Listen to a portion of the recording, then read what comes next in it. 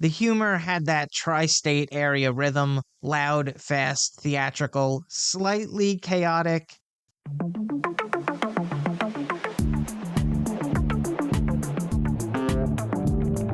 Seen it once, don't remember when. Think it's time to watch it again. Follow, subscribe, stay up to date. Episodes drop the last Friday. It's a Matt, forgot that. It's a Matt, forgot that. It's a Matt, forgot that podcast.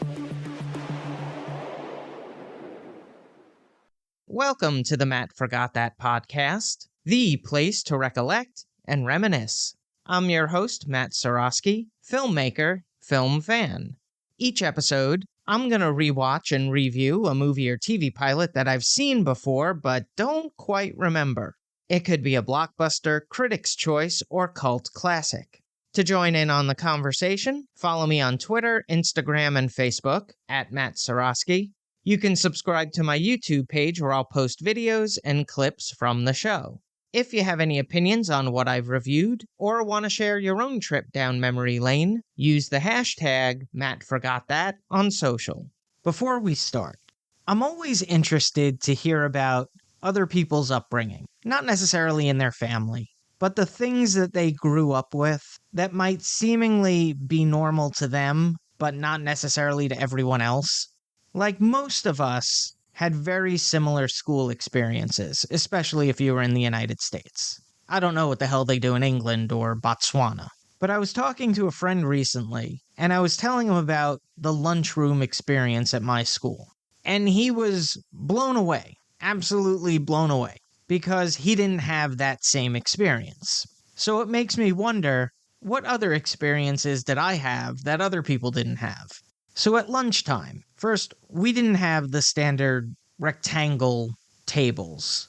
We had round tables. We were like King Arthur.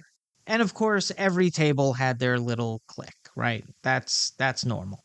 But our cafeteria had a television. Not a very big one. Well, not a very big screen, but it was big. This was bulky 90s televisions that had a back Sir Mix-a-Lot would love. And we were allowed to watch TV during lunchtime.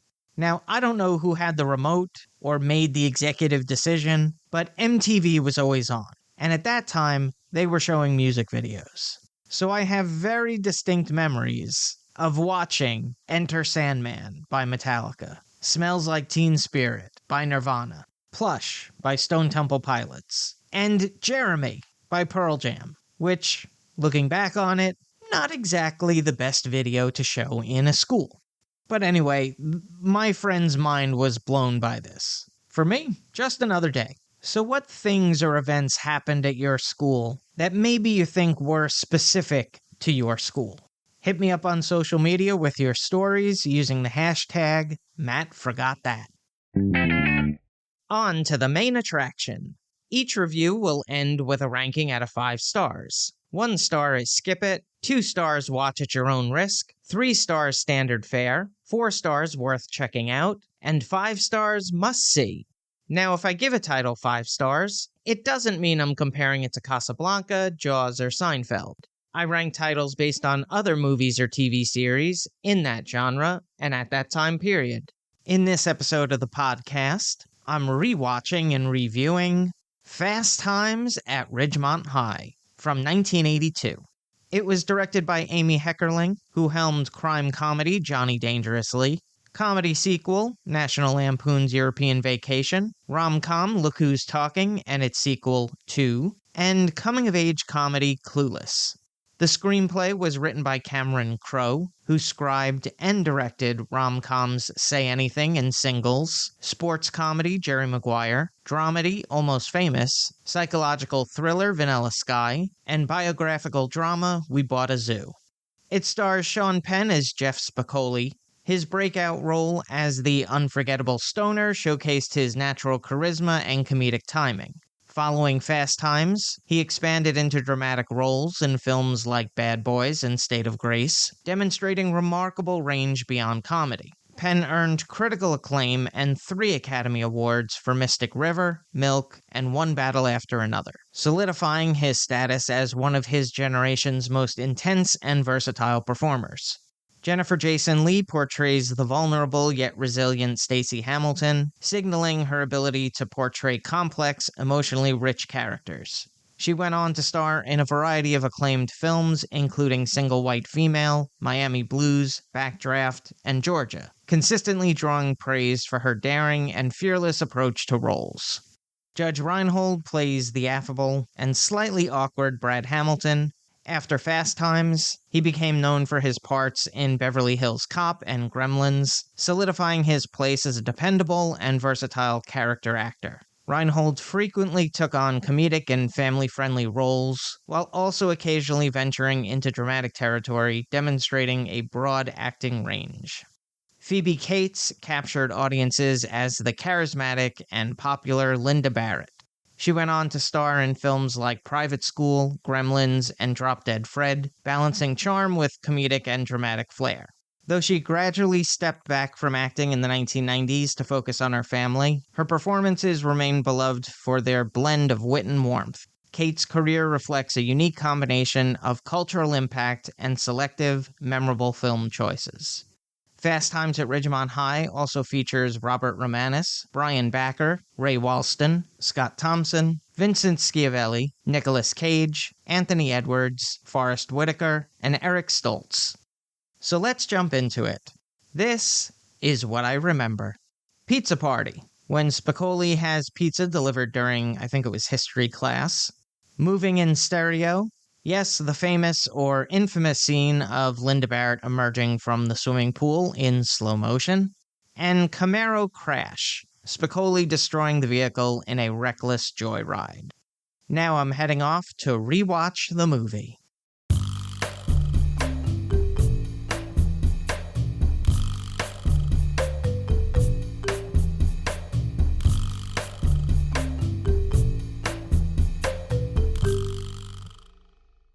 This is what I forgot. The film opens by introducing the students of Ridgemont High, giving a glimpse into their social dynamics, hangouts, and the pressures of teenage life. Stacey Hamilton, a smart but inexperienced high school junior, is exploring her sexuality and navigating the confusing world of romance.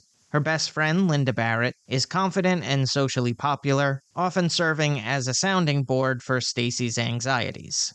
At school, the laid-back surfer, Jeff Spicoli, clashes repeatedly with his strict history teacher, Mr. Hand, in scenes that blend humor with the tension between teenage rebellion and adult authority. Meanwhile, other students like Mark Ratner, the shy and awkward nerd, struggle with unrequited crushes and the anxiety of fitting in. Throughout the film, the students face personal challenges, school stress, parental expectations, peer pressure, and the uncertainty of the future, while also enjoying the carefree pleasures of youth like parties, surfing, and mall culture. A snapshot of teenage life in the 1980s. Here's a quote without context. People on lewds should not drive. Fast Times at Ridgemont High stands out as one of the most enduring teen films in American cinema, capturing the chaotic, awkward, and exhilarating experience of adolescence with remarkable honesty. What distinguishes this film is its balance of comedy and social observation. It doesn't merely aim for laughs, but also examines the pressures teenagers face regarding sexuality, peer acceptance, and the looming responsibilities of adulthood. Stacey Hamilton's coming-of-age journey, for example, is portrayed with a mix of humor and sensitivity, highlighting the uncertainty and vulnerability inherent in teenage exploration of identity and desire. At the same time, the film's broader ensemble, including the carefree surfer Jeff Spicoli, the shy Mark Ratner, and the self-assured Linda Barrett, provides a cross-section of high school archetypes that feel surprisingly real and relatable even decades later. Director Amy Heckerling and writer Cameron Crowe achieve a rare authenticity by combining sharp dialogue, naturalistic performances, and keen attention to setting. The California Mall, the beach, the suburban streets functioning almost as characters themselves reflect the culture and social pressures of the era. While some moments lead into broad comedy, the film never fully undermines the emotional stakes of its characters, allowing the audience to laugh while still empathizing. The film's treatment of teenage sexuality and personal growth remains both a product of its time and a surprisingly nuanced depiction of adolescence, unafraid to show its characters making mistakes, learning hard lessons, and asserting independence. Ultimately, Fast Times at Ridgemont High endures not just as a cultural artifact of the 1980s, but as a universal and incisive exploration of the highs, lows, and awkward in-betweens of growing up. Now for a little trivial trivia. This was Nicolas Cage's first paid role, and he was listed under his birth name of Nicholas Coppola. He concealed his real age of 17 in the hopes that he could secure a larger part in the film.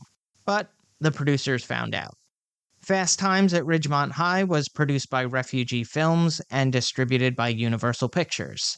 It was filmed in Los Angeles at Coffee Bean and Tea Leaf, formerly known as All American Burger, Van Nuys High School, which doubled as Ridgemont High, Sherman Oaks Galleria, which also dubbed as Ridgemont Mall, Morningside Hospital, and Encino Little League Fields.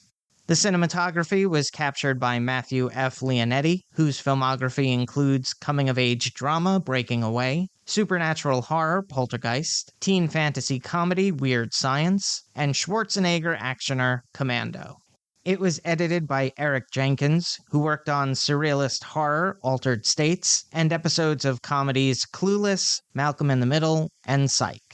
The soundtrack featured songs by Eagles members Don Henley, Joe Walsh, Don Felder, and Timothy B. Schmidt, as well as Stevie Nicks, The Go-Go's, and The Cars. Sammy Hagar wrote and performed the theme song, Fast Times at Ridgemont High, but it was Somebody's Baby by Jackson Browne that would reach number 7 on the US Billboard Hot 100 and be his highest charting single of his career.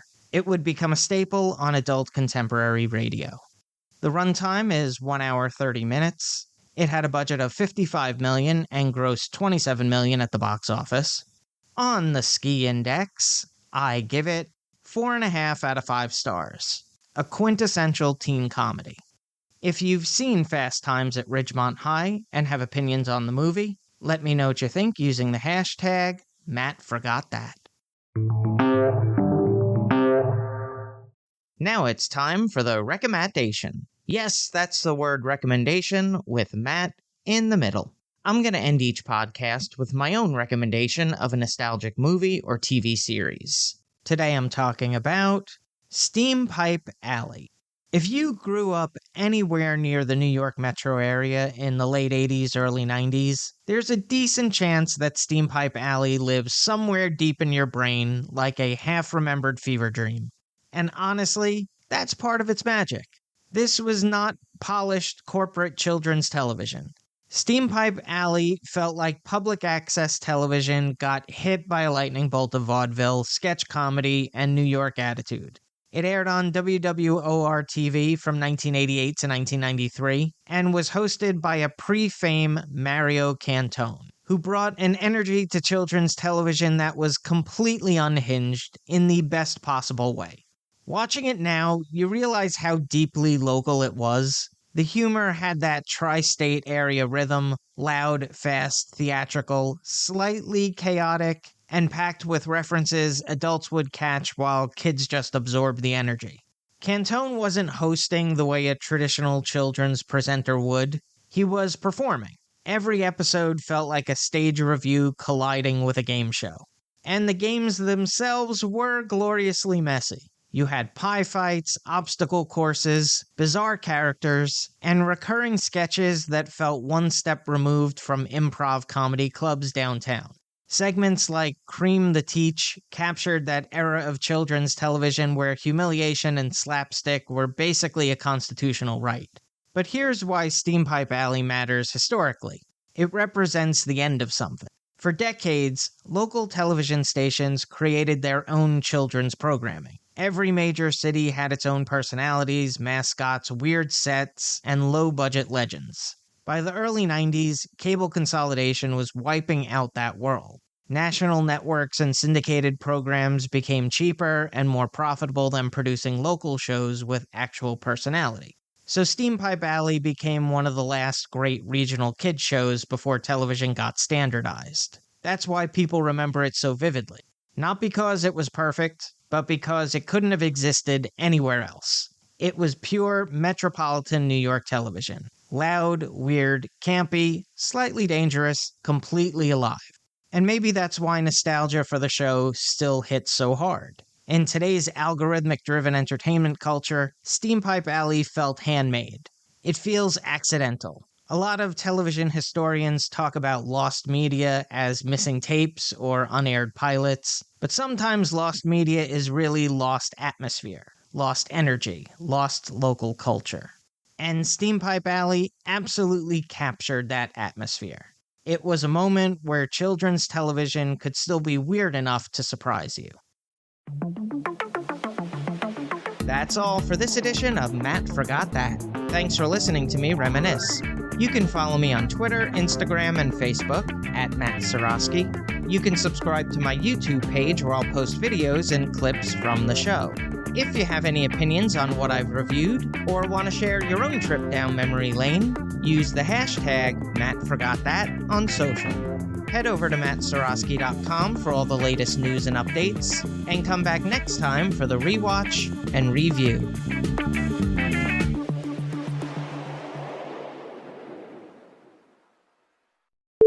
Stacey Hamilton, a smart but inexperienced high school junior? I was going to say janitor. Meanwhile, other students like Mark Ratner, the shy and awkward nerd, struggle with unrequited, why do I use words I can't pronounce? It's just they look so good on paper. Parsons brought technical mastery from his work on iconic albums like The Beebles. Provides a cross-section of high school archetype. Did I just say cross like a complete Long Islander? Could we go back on that? Alphonse!